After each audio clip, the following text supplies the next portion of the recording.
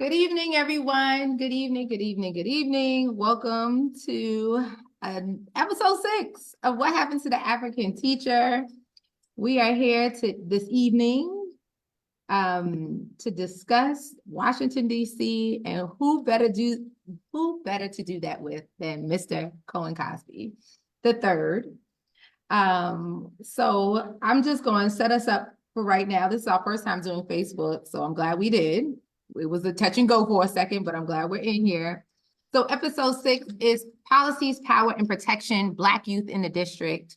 You have a bunch of educators who have worked in Washington, D.C. We have a homegrown Washingtonian here with us tonight.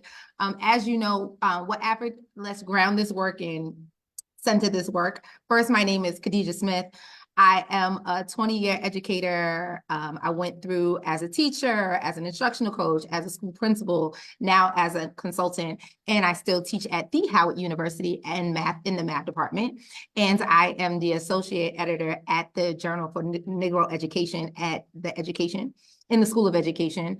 So a plethora of things, but most importantly, my work is grounded in Black children. My work is grounded in Pan-Africanism, which this is predominantly founded on. So next we'll have my co-host, Sinema Olatunji, introduce herself. Good evening, good evening. And like Khadijah said, episode 6, we are so excited to invite our guest, Cohen Cosby III. Again, my name is Sinemet Olatunji. I am a byproduct of African-centered schools and an African-centered way of life.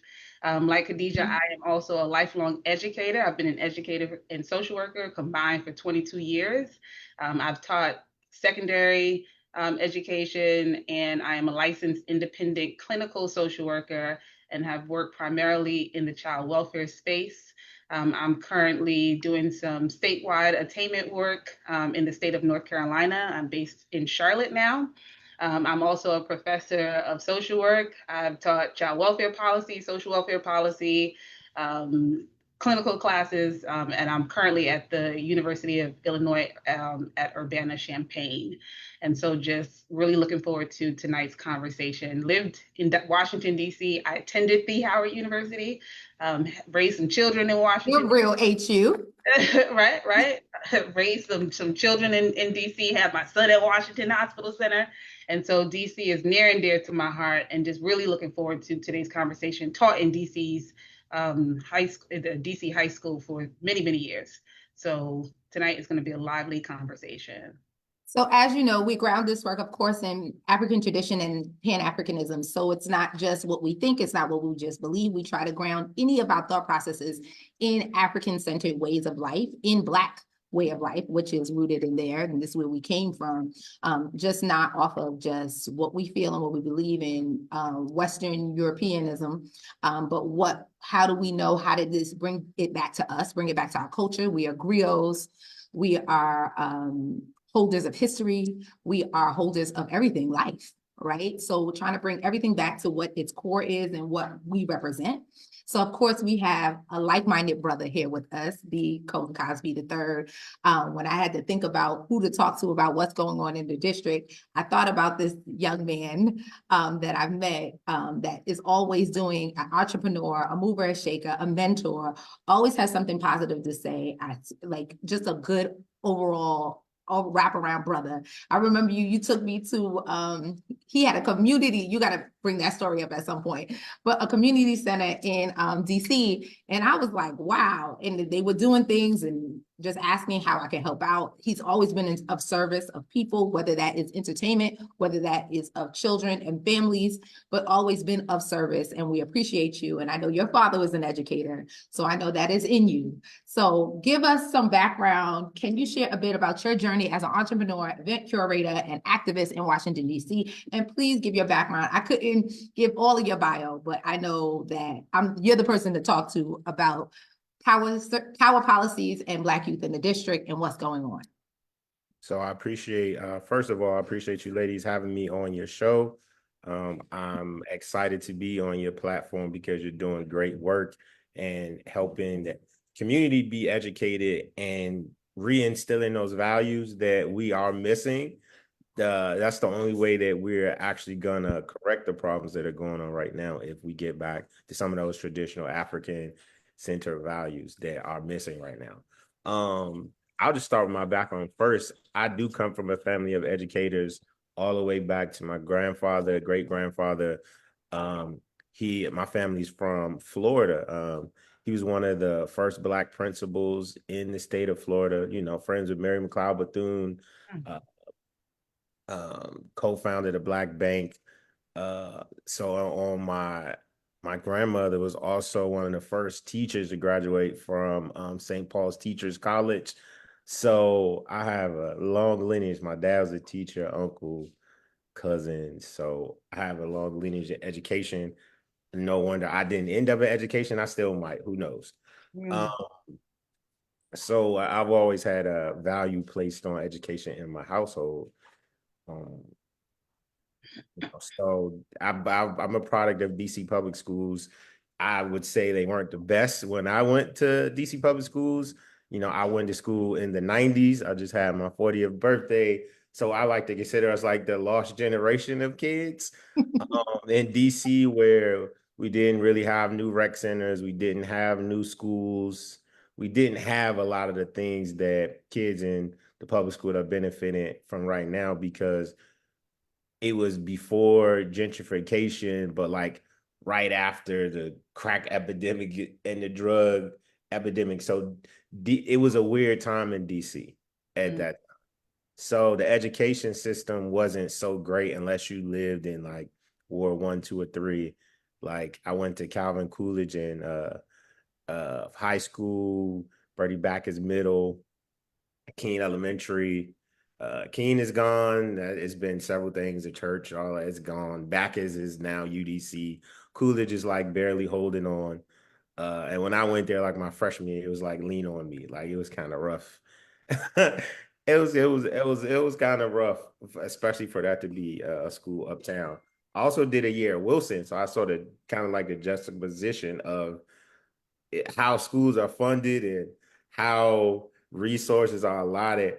It's like the tale of two cities, and it was like only right across town, but having Caucasian students, international students in that school, and having that school in that tax base first kind of taught me about the difference in education, just that far how it's funded, right? You got more homeowners, you got better things. Like they had lacrosse teams, canoeing, the food in the cafeteria was better. Like everything was just generally better in Chevy Chase than in Ward 4, which sucked. Um, Went on from there to I went to Texas Southern University. I love Houston. It was a great place. I love Texas Southern University. Graduated Tavis Smiley School of Communication. Took his name off the building because he never donated the money, so it's not even called that no more. Shout out to him for that. Um, so I got degrees in communication, psychology from there, and ended up back in DC after that. Started off in DC government actually, um, in Parks and Rec. So like my career started off working with children. Always been community minded. So like I used to be a swim teacher, ran swim camps, camp counselor. Like my early career it was through DPR. So through DPR, working with children, through my church, working with children, has always been like a passion of mine. So as I got older, got into the entertainment industry, because these are done a million parties, local, international. I have an event. I still do stuff. Live music events kind of like my thing now. I'm getting older and I ain't trying to be out all night or I'm gonna be traveling somewhere. Like we still do me and my MAGA friend, we still do our party in Mexico. Jungle Juice Quarterly. We just came back from there. It was very successful. Currently I am working with the Go-Go Museum as one of the marketing director, the Whiskey Bar, Anacostia, 1865 restaurants, Bowes Fest, Black on Wine and Spirits Fest is coming up October 4th. Mhm. So my general entrepreneur journey has been in restaurant hospitality and nightlife, and my like philanthropic and personal journey has been around mentoring because I firmly believe that a lot of the things that are going on in our community right now is because we lost community, like we lost the village aspect and concept where those who did not have as much, we were able to help take care of. Those who did not have as much guidance, we were able to help guide. We still had our problems, but it wasn't to the extent where you couldn't go to your neighbor and tell them about their child or bring them home. Or there's so much mistrust and distrust in the community now. It really scares me. I think it keeps a lot of people from really like, locking in and working with each other. That's awesome. Go ahead, Khadijah. No, I was just gonna say because that's good because you have I know there's a lot of I'm at Howard. There's a lot of stuff going on over here. Can you hear the background music? No. Oh, good. Thank God. Anyway, so that's good because you can lay the foundation of when you first saw or when you first noticed in working with community, where was the power structure? Like, how did you identify, oh, this is how it works? Oh, this is what y'all do to kids. This is how this is set up. Like, when did you realize when working with kids and working in communities, how the system worked against or for or either or? So I think I was able to see the juxtaposition from like my church family, because my family is very involved in the church youth group, vacation Bible school, all of the programs the church does. So they would go out and do neighborhood outreach to the kids. So I saw how it impacted kids who did not have that proper guidance at home, and how them coming to church every week would, having some structure, organization would help them versus how the school dealt with kids. They were having behavior problems or lack of resources. There was not really a focus in the 90s, the early 2000s in terms of like programming to help struggling parents or whatever. It was basically like drop them off. They get how they live till they, get back in the house. So it was very apparent to me early the difference. And so you talk about your earlier experiences, but what about your experiences as a professional in DC, just in terms of understanding power and policy? So from a policy perspective, I started out, my first job was Marionberry Youth Camp, just like a whole lot of DC people who have now ascended their way into firmly into the middle class from a summer job they had 25, 30 years ago. And that I was only policy that was able to do that too. There will be no PG middle class without politics of DC, Marion Barry and others who opened the federal government and the DC government up to Black people and allowed them to get a foothold and allowed them to actually work, even as far as the trades being in schools, right? My uncles and dad and them, they talk about it all the time that when they were in DC high schools, they were being prepared for their next career. Like they took typing, they took I forgot the little punch card thing they had to learn back then to prepare them to go into government jobs. They had drivers, they had all these trades and things in the school that would prepare children for to get into middle class jobs. And in DC, around the time of the control board, which is another thing, it's almost like deja vu when Congress and the DC elite were upset that we re-elected Marion Barry after all of the scandal and we were put under receivership by the federal government. They started hacking away at DC services. And that's one of the things they did. They took the instruments out of school, which affected our culture because, we're go-go. And most of the go-go bands come from the school bands and the church bands. So if you remove the instruments out of the school and you severely limit the bands, this is, it's going to be a direct effect. So I learned very early, like DC's energy is definitely top down, right? But it's also, you have powerful Black politics in DC because we're raised in an environment where I can do business and become successful without having to deal with other races. And that's unlike other places. Like you're in Charlotte.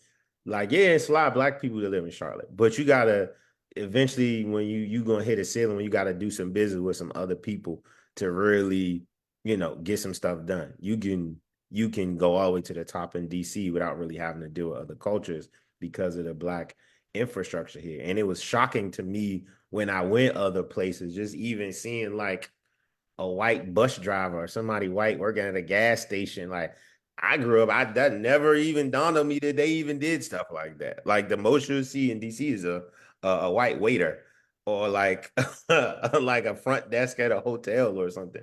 But it's gonna be like still halfway prestigious, a bartender. You know what I'm saying? So I didn't grow up knowing any working class white people, like two, maybe. So So, go ahead. So if I'm entering in DC, I'm a DC youth, right? How would you explain their experience in this type of climate currently, right? Like, how would you explain, because you've been down to downtown yeah. in the current climate. You've been and talked to the lawyers. How would you explain my current climate, right? You came in the 90s, you talked about the ending of the crack epidemic. Well, the slowing down of the crack epidemic, right? And now, what is it now? What is the epidemic now? What are kids navigating now? So they're navigating poverty in a way that we did not have to navigate. Mm. Um, they're like we're almost on the same level of income that we would have been when I was growing up, but unfortunately everything costs 3 times more. Right. So while families were struggling, they weren't struggling to the magnitude that they are right now, where you used to have a job at the grocery store, have a job at the gas station, any little department store. You'd be able to take care of your family, be able to at least afford a 1 bedroom apartment to take care of your family. Now the price is so high, like you either been gentrified out of your original space or you're working 2 jobs in a side hustle to hold on to it. And that's affecting quality of life in 2 ways. We keep talking about, well, where's the parents? Where's the parents? Where's the parents? We are not factoring into the fact that these parents are having to work 16, 18, 20-hour days to be able to afford to take care of these children. So it's not fucking Mayberry on the prairie or up in the suburbs where dad is there. Mom, they both, even if it's a 2-parent household, they're both out working to provide. And we all know the exorbitant cost of daycare and babysitters and things like that. So once your child is school age, you're working to put food on the table. So in the inverse, the child is looking like, I see mom working hard, dad working hard. They don't have a lot of time for me, so they're spending a lot of time by themselves or in groups, right? So it's not a lot of like this narrative of all these bad parents that don't care about their kids. They just out here working. They're at work every day, multiple jobs to take care of these children so they aren't in extreme poverty, even though we're definitely dealing with poverty in the city. It's like feast or famine. And two, these children have the pressure of growing up in the internet age. That's one thing we did not have to deal with. The constant comparison, the constant intrusion. Like you can get in a little scuffle in your neighborhood, you win or lose, it'll be gone in 2, 3 weeks. Now, if something happened to these kids, somebody gonna film it, they gonna upload it, and the kids gonna relive that trauma over and over again. Or if on the flip side, they do something that's like an adrenaline rush to them and they record it and do it. Now they are like internet famous. They got clout, right? So these kids are addicted to that clout, that dopamine that they're getting. And that's something we didn't have to do. Just like our reference to the world, like we're on the cusp of like, I remember I want to go home and watch BET to find out what's going on, right? Go home, watch the new like that was our avenue to know what was going on in other cultures. Mhm. So they're living in the information age, and it's like a fire hose of information into their undeveloped brain. So I actually like have sympathy for the kids, because unless you have some very intentional parents that's limiting screen time, that's filtering out all of the stuff that's coming towards them, they like confused as hell. Yeah, I want to follow up on that because so I've taught in DC, and then I'm a social worker, like I said, and have case carried in DC with young people. And I used to always say that DC is resource rich and service poor, right? And you talked about what the young people are going through, where we didn't have to go through that. You know, everybody on this call is in their 40s, and we have very different experiences, and the different things that our young people have to navigate now is so different than what we had to navigate. And so you talked a little bit about the village for these young people, and what does that look like now, in terms of who is supporting these young people, who is a part of their village, or are you seeing an absence of a village? It's 100% an absence of the village. I think we've entered into an age where we've lost social responsibility and that social fabric that kept communities together, us, everybody holding each other accountable.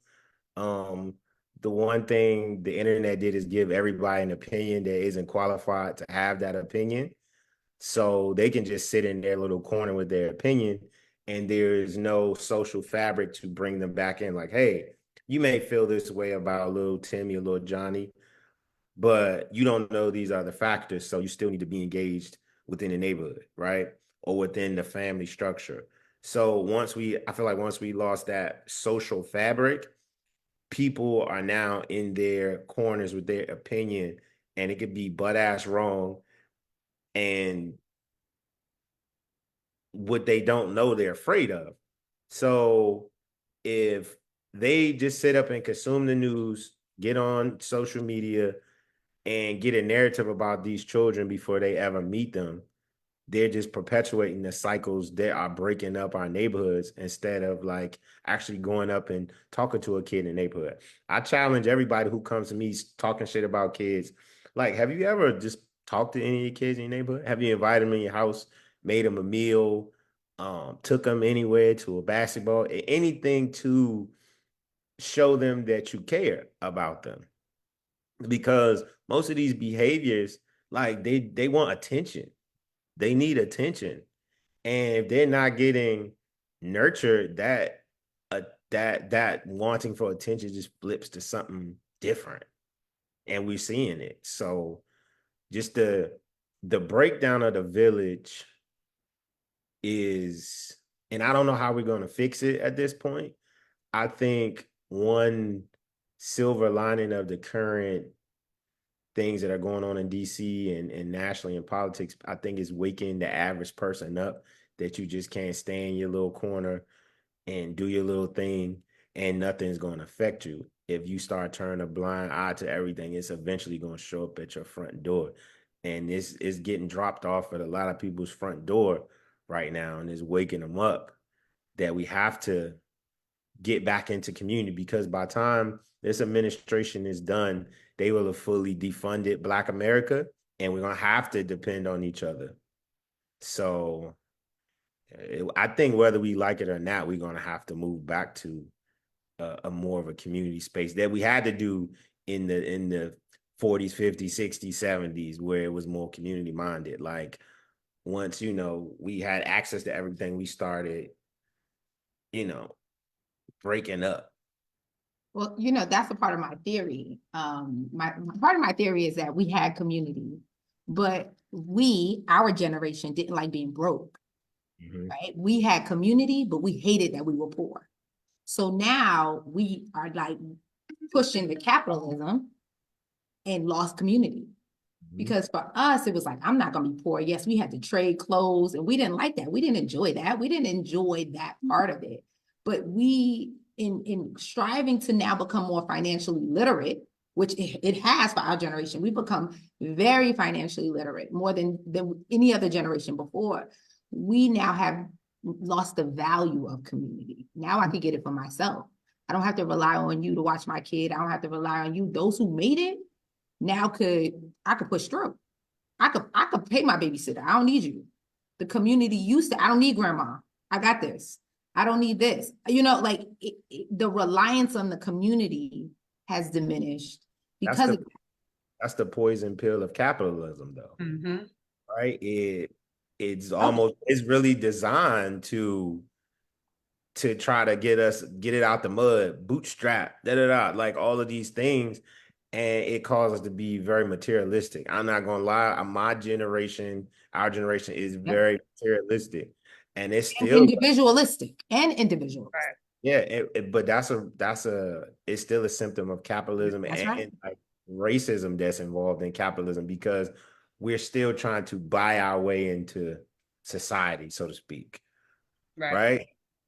We want to do all of the things. We want to do the trips. We want to go to the concerts. We want to live a life that is um it's representative of who we think we are in society, even though society don't give a fuck about us. We're still trying to present to society in a certain way, and I'm 100% guilty of it as well. But I recognize that, though. It's like, man, why am I doing all this? Like, what? And we've lost the concept of like, if I feel like working to go on a vacation is more important to spend time with the family that's in the same city as me, at this juncture, my priorities are a little messed up. And Right. the other part of it is that the our parents, who were kind of the vanguards of bringing back African-centered tradition and that way of life, they were willing to make certain sacrifices, as Khadija said, that we are not. There's also an element of accountability when you have a village, right? Yeah. We're also unwilling to do that, right? Do Mhm. not want to be accountable to our role in the village. And so, we want to be able to live our lives how we want to live our lives, and nobody can tell me it's my truth. This is how I'm living. And in the process of it, our children are being lost, right? We're not showing up as the adults, as the leaders in the community, as the having the responsibility of our children. And as Khadija said, just a very Eurocentric way of living, right? A very individualistic way of living. I've heard successful Black people say, well, I got mine. I got my family. Y'all better, like, I got mine. I But hear it all. I hear it I all the hear, time. me too. Me I hear it too. all the time. And but and what she said is absolutely true. Like our generation, we reap the benefits of the great generation because they set the boomer kids up very well. So the boomer kids was chilling. Like they in the fast time 80s and 90s, they got their good government job. They starting to do well. So like the kids are like they didn't go through struggle. So like I remember making fun of kids that went to Roots in my neighborhood, right? And like I wish my parents, now I'm older, they should have sent me to Roots. At like being in an African center school, and learning values of community and things like that. Like I had to learn that outside my family from a like an African centered perspective. But my dad has always been like a community person. I'm a coach, I'm a mentor, I'm gonna be there for the kids who don't have fathers because he understood how important it was for fathers and strong male presence in the neighborhoods. And as she said, it's like we've lost that accountability, like that social construct and social contract amongst people in the community has been broken, and it's partly because our community's been gentrified. Even we poor, but we was all poor together, so we had to be together, right? And you're gonna figure it out when you're together. But now everybody, you start getting, I got my little house over here, I moved to PG, I moved to this way, I moved here, got my house way out here. Communities are broken up because people who live in the projects are still practicing this to a certain extent. It's just without the leadership and knowledge that's needed to make it functional. They're practicing in a dysfunctional way. And that looks like gangs, that looks like crews, that looks like, but it's the same concept. They band together to protect themselves and to try to attain some type of financial and social status, just like any human being would. It just manifests itself in negative ways because there's no leadership. That's good, because it is. That's true. They just think of community in a very dysfunctional way without the leadership, without that. That's very, very true. So based on that, how do you see, how does this policing, right? Now we're in a state of policing now, right? Because we're practicing things in dysfunctional ways, because we've broken up the community, because everybody's on their individualism. How is policing now with our youth in DC? Like, how do you see that playing out even now and in future generations? And well, in the near future, because they are trying to make this law of criminalizing 14-year-olds, right? It's the law. It's already in. I thought they just passed it. It hasn't passed Senate yet. It's gonna pass the Senate. No, the Democrats have the Senate. It's gonna pass the Senate. Oh, all right, go ahead. Well, then what do you see? So I see that unfortunately the system is set up for it to be this way. Like once I started mentoring in schools and I started noticing how they track students' behavior, the merits, and like it's literally this. I didn't understand about the school to prison pipeline until I got into schools, and it's literally set up that way. Like if they wanted to fix education, they could fix it with policy overnight. They would not make it income tax based. They would just fund education equal funding. You have more equal outcomes. The system does not want equal outcomes. So if we wanted equal outcomes or close to equal outcomes, we could literally fix it, right? But if we fix it, they don't have the boogeyman.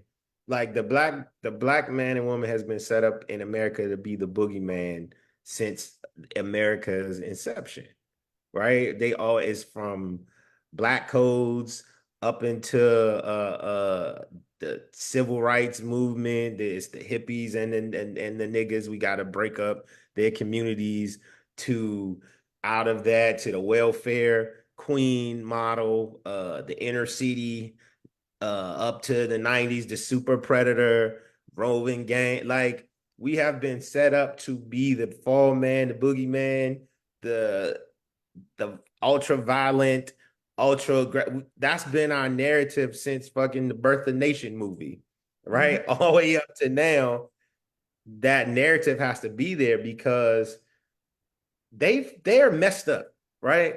But if we're not there to put their dysfunction on, it'll literally be like, oh damn, we're just really exposed. Like we're seeing the hyper resurgence of it right now, but this is nothing new at all. I remember a city under siege in the 90s in DC when they had the National Guard out, they had Roman police forces, they had all night patrols. They had this stuff before. I remember it. But Very we're just stop and frisk in New York. yeah, we're just going through an era right now where there's no more dog whistles, it's a megaphone. No more with Trump in them. There's no more respectability racism. It's just we're gonna tell you what it is. We're gonna tell you how it is, and we're gonna do everything to limit your success, right? And there's no more gray area, no more dancing around it. That's the only difference. And then we're doing it in the information age, so it's harder for them to hide it because we know the statistics, we know the studies, we can put the lineage like one of my favorite podcasts, he says all the time, we can track the lineage of evil that they have from inception to now, right? We can see it.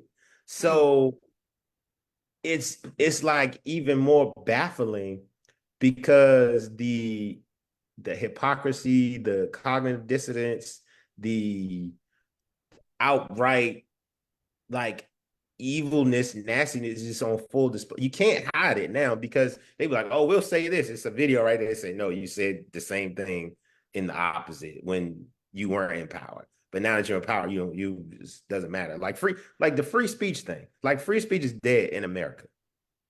It's literally dead. And that was their main thing. Free speech, free speech. You can just be able to say no cancel culture. It's free, freedom. As soon as they get power, I'm silencing everybody. So it just to put let me land the plane on that. It's gonna be difficult because honestly, I don't know what's next. What's Mm. next seems if I just I'm a student history, what next feels like it's gonna be a lot worse before it gets better. But then I think like a FDR figure can rise out of the ashes because I think the pendulum will eventually swing back the other way because it's still more like good, righteous people in the world than it is like messed up racist individuals. We have more people on our side. They're just, I think they're dying out and it's like their last gasp. I'm just worried they'll just take everybody with them. Mm. I- There's so many things to say in that, right? There is so much to unpack. Just, and John Henrik Clarke said, it is a folly for us to even believe that this country was even designed for us and for us to be offended when these things happen or surprised when these things happen. It should almost be like we should understand that and already been ready, and our community should have already been set up to prepare for knowing that this country wasn't designed for us to be included. We were hired to work. Well, we weren't hired. We were brought here to work, right? So with that being said, how does that, if we understand that design and then we have a movement of a Black people that wants to be, their desire is to be close to whiteness, right? Because there is a hidden desire for us to be as close to whiteness as possible. But it's based upon safety. So like I honestly don't blame people, right? Because being like I could make fun of them or like condemn them, but honestly, I don't blame a lot of them because if you weren't raised a certain way, like if I say what's my best chance to survive in America would be to assimilate to white culture, put my head down, don't make any noise, and just try to carve out my little space of life. That's actually the easiest route. So I don't like I don't blame people who choose that route because it's set like the system is set up for them to be respectable Negroes and don't cause trouble. But what they don't know, ultimately the end is still the end. Like we got them 8 years of Obama, it broke all of the white supremacists' brain. They still haven't put the pieces back together, seeing Michelle and Barack and Black kids, the Black dog, everything in the White House and doing it with dignity and grace and love. And like it broke all of their brains because the thing of we're inferior, that stereotype is forever broken. Right. But what the respectable Negroes don't know, eventually that pendulum was swinging back the other way. Right. And like you said, if we did not prepare, if we did not fortify our communities, if we did just buy into the capitalist narrative, go get your house in the suburbs, put your kid in a private school, go on cute vacations, wear cute clothes, buy dumb stuff on Amazon, and you happy, that pendulum is coming back your way because they don't want to see educated Black women like you on platforms, right? They don't want to see educated Black men on platforms. They don't want to see Black progress because if we gonna just keep it funky, and I try to keep it funky with people, right? Most of them still fear Black retribution, like deep down inside. That's why they always got to have guns. They're always trying to just sabotage Black progress because they deep down they fear that we will, if we ever truly get power, we'll do to them what they did to us. Even though there's no history in the world of, you know, us doing that to people in that way. so ultimately, all, no matter what route we take, we're going to end up at some main conclusions. And some people haven't realized that yet. I have. So we're going to get there fast. We're going to get there slow, or we're going to try to turn the thing all the way around. But if we just take our hands off the wheel, we headed for the wall. So with that being said, do you think we're preparing our children to be respectable Negroes? Or do you think we're preparing our children to not even exist, right? Or because it seems like if we're talking about policing in this space, what are we grounding our children in, right? Like, what are we saying as a whole without saying, right? Because it's one thing that we said, and the things that are in reality that are unsaid that are happening, right? What is being unsaid about how we're preparing our children for the future? What is unsaid? What is the unsaid culture that is happening? We could talk euphoria, but Yeah. what is really happening? The unsaid underlying things that we're preparing our children for. Is it prison? Right? But Or have we, the Black community, preparing our children for prison? no, we haven't. Mhm. Absolutely not. We are woefully unprepared. Because number one, you gotta educate the children first, and not just um BS stuff in the books, but like knowledge of self. I didn't understand these ideals and principles and community till I got my own knowledge of self, understand where you come from, how you fit into spaces and things. Like, if you don't start that with your children first, that's why, like I said, I wish all kids could go to African center schools to learn that knowledge first before they're put into, especially white environments. Like, I think it's horrible to send a young child to an all-white school in the guise of getting them a better education. Like, you don't even know what psychologically you're doing to a child by doing that, right? So first, that layer of education, that layer of understanding community, we haven't put into place, but that also falls into a bigger narrative of we don't have the resources, right? The reason our communities are lacking in education, lacking in food, lacking in safe space, we're like, because we don't have the resources, and these are things that are purposely done. So it's hard, like that's like the big elephant in the room. It's hard to get around.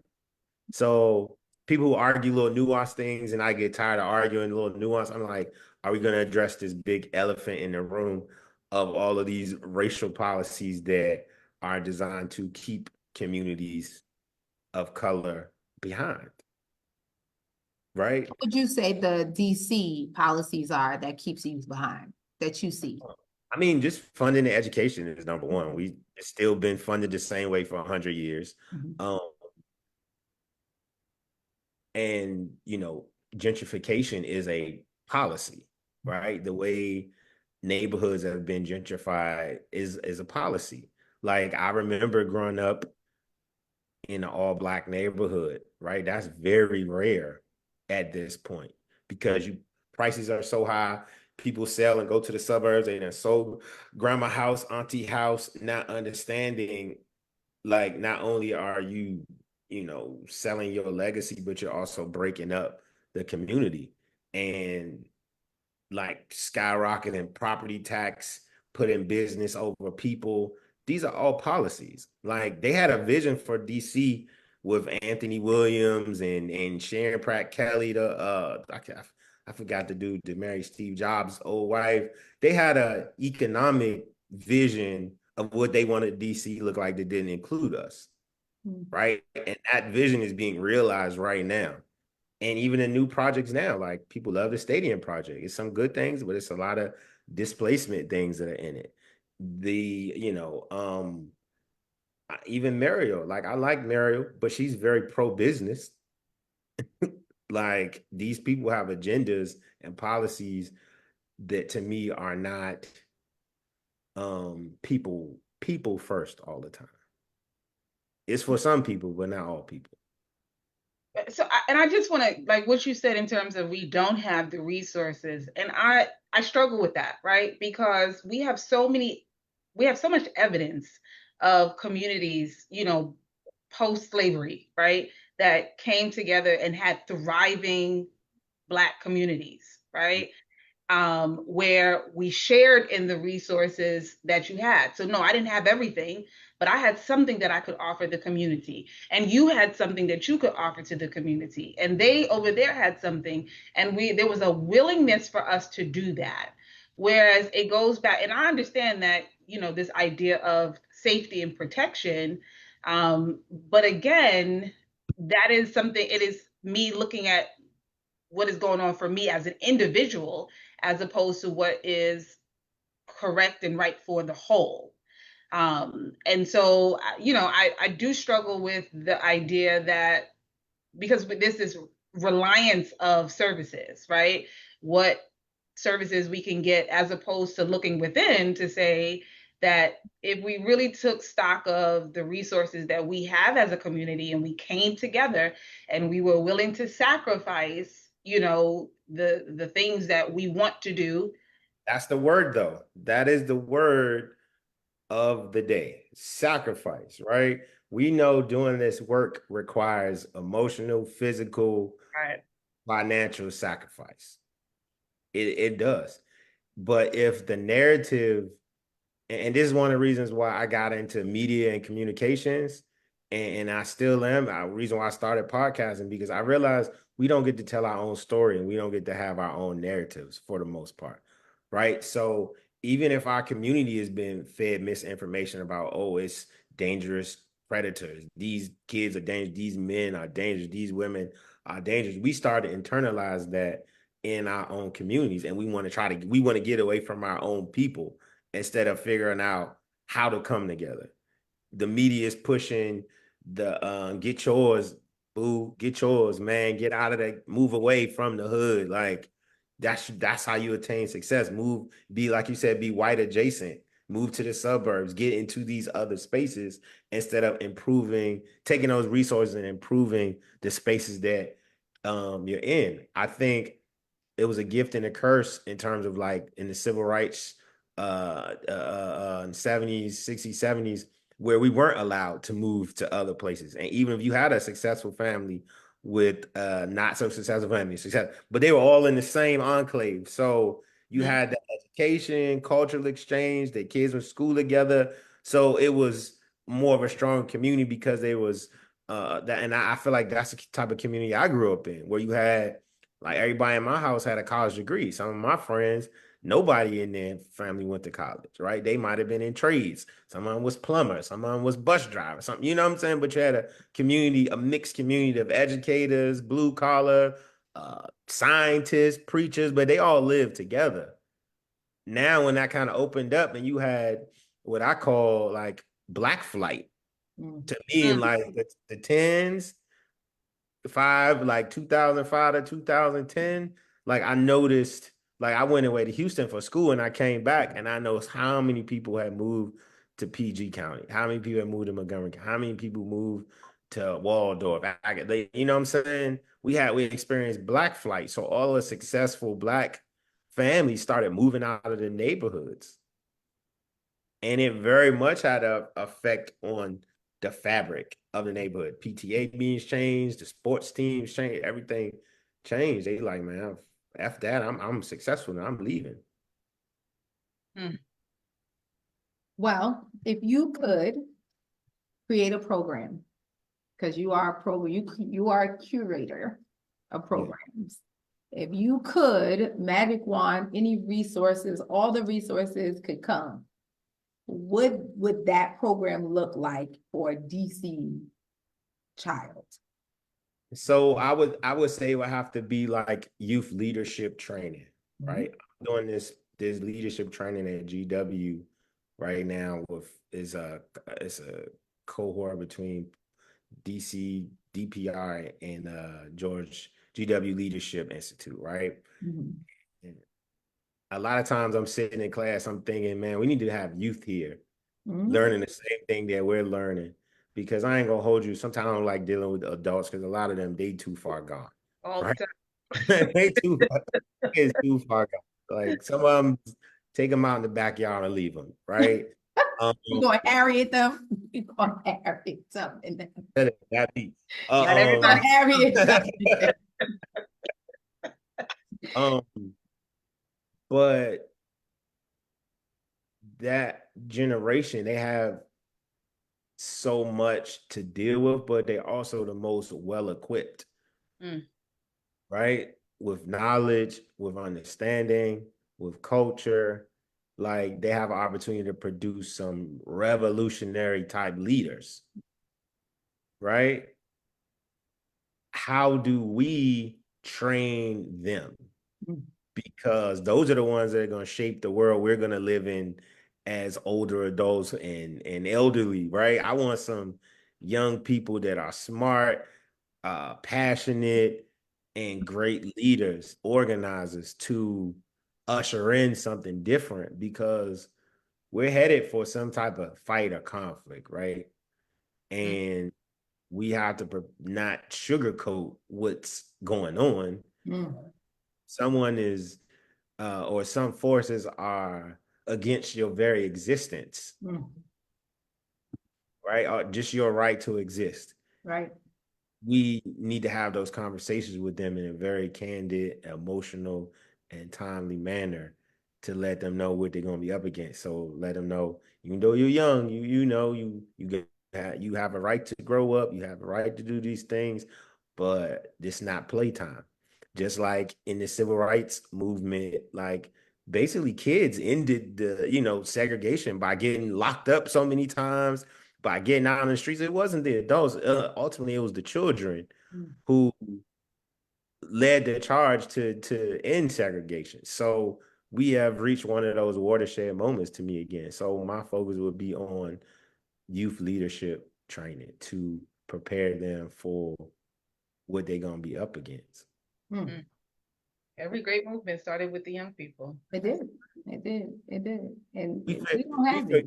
we forget how, like, we watch stuff in black and white, or we watch it from a history. We forget how young these people were, like who were leading these movements and marches and all of those things. Like most of them people were in their 20s, fought and died in their 20s or early 30s.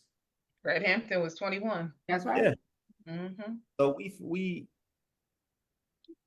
like we kind of romanticize the past without looking at the evidence sometimes, right? And like things to do are there, right? Like one thing to me, I gained such a perspective in life and the world when I just studied human history, right? As far back as I could. How we came out the cave or came out the garden, how we came till we got here, right? And one thing I learned, like human civilization builds on top of each other. Everywhere you go, you building, you building, you building. We've built to get to this point. So everything that we're going through now, minus some of the technology, we've already gone through. That's right. Right. And how do we look to the past, find the tools and strategies, but apply them to right now to, prepare ourselves. Like I study the civil rights leaders, I studied like what was Medgar Evers doing, what was John Henrik Clark, what was Kwame Ture, what were they saying and doing during their same struggles? Because it's the same stuff, same white supremacy, same racism, same stuff, just repackaged. Yep, this is about to become another apartheid. Yeah. So it's like, what were they doing to subvert these systems? How are they educating themselves? I just think now we're so fragmented as a people. Like I said, their gift and the curse, I think, was segregation, where you had to be together. Like, really, the only place you're gonna see Black people still getting together in mass in that way is in church.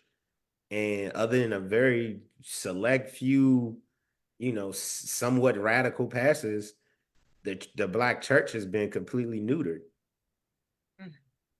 So Yeah, one for of clout. our For yeah, clout.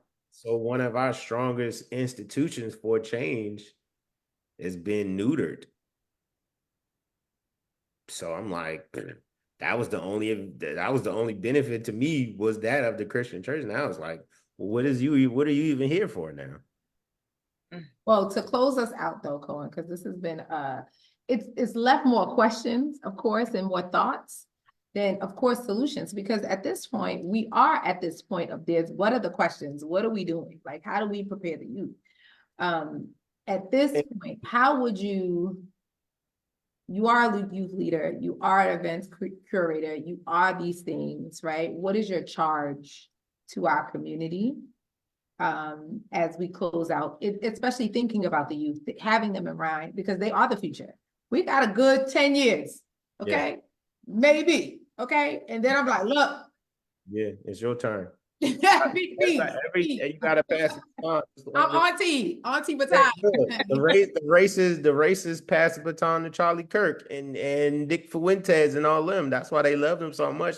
He was like the white racist Malcolm X to them. Like he was he was the man for them. So my charge is just find one child or one youth group or one space that you can go be a positive impact. Get off the fucking computer, type in comments, and go do something. Do something. Do something different. They do something. That's my charge. Find an organization, find a child in your neighborhood, find a program you can lend your time, talent, or money to, and do something. Do something. We're going to end on do something. So thank you so much, of course, Cohen. Oh, what's your next event? Come on, give it. All right, I'm a sax on this Wednesday. Very smooth, cool vibe, live music, open mic, very sexy. We at Unifest is coming back. So if anybody, we need volunteers for Unifest in Southeast. If y'all know how big Unifest was, we're bringing that back. It's a whole resurgence over in Ward 7 and 8 right now. Over 110 Black businesses. So if you need somewhere you want to start, come on over to Anacostia, come on over to Southeast. Like that's where I'm at. Well, thank you so much. As always, thank you, community, for your space with us. Come visit the Go-Go Museum. Oh yes, we went last week. It was dope. It was dope. It was really nice. It was. I love the technology in there too. That's pretty dope. I got to get back to DC. It's been too long. So thank you so much for sharing community with us. As always, we are in this together. We have to get back together and do something, as Cohen said. And if you haven't already, connect with somebody, connect with a young person. They might be off-putting at first, but that's just their facade. It's just a facade. It's what they need to do to survive. It's a survival technique. And protecting themselves. As much as possible, get to the heart of what's really going on, get to the heart of what each one, they need somebody, and we need somebody. We are the somebody. We are the somebody. They don't need we are the somebody. Specifically the men that are scared of boys in your neighborhood, that's their thing for protection because we haven't protected them. That's right. So thank you so much for joining us. We appreciate you as always. Thank you so much. Good night. Good night.